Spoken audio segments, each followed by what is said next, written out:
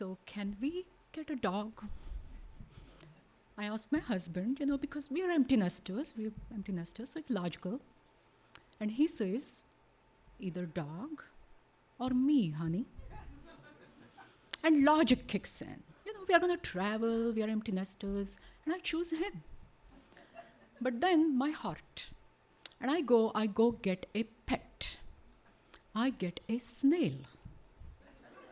I've been fascinated by snails all my life, not because of their mucus, but because of how they carry their home on their back.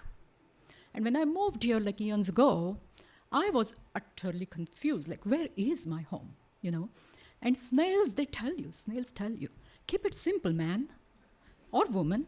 Home is where you are, currently, presently. So I go to PetSmart on Fruitville Pike, and I buy an aquatic mystery snail for like $3 and a bowl to keep him in. And I name him Pintu.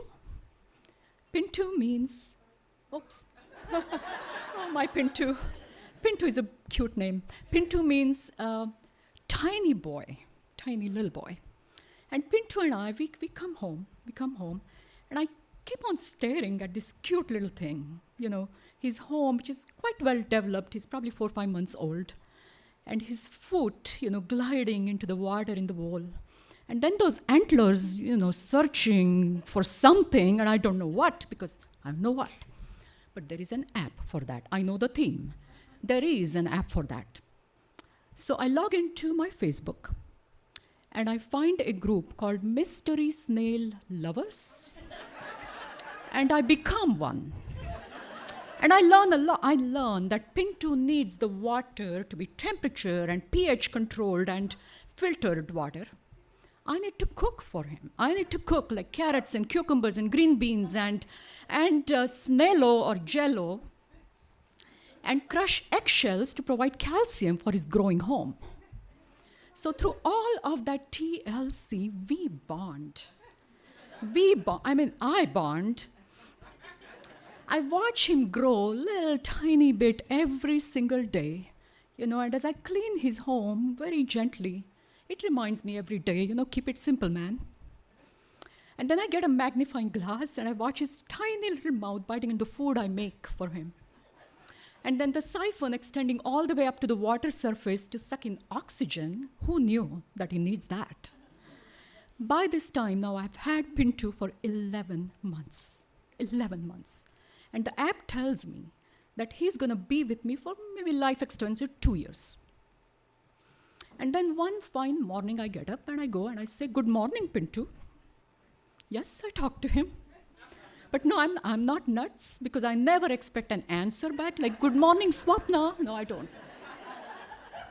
But I notice, on that fine morning, that there is a mysterious honeycomb-like pinkish structure stuck on the inside of that glass bowl above the water level. I don't know what that is, so I take a photo, I paste it in my group.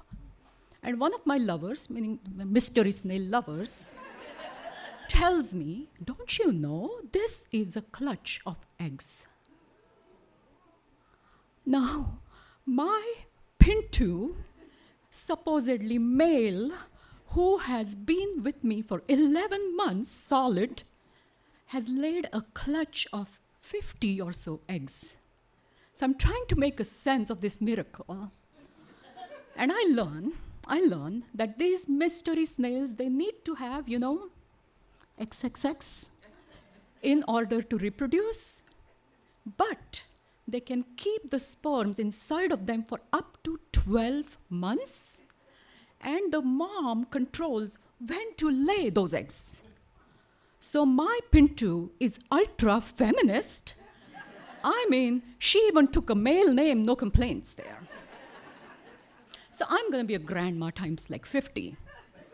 But then wait, because Pintu is busy laying more clutches every day until there is a potential for 250 snail babies, or we call them snabies. Now I'm panicking, because how will I be? I cannot pet 251 snails. I will need a Baltimore aquarium for that.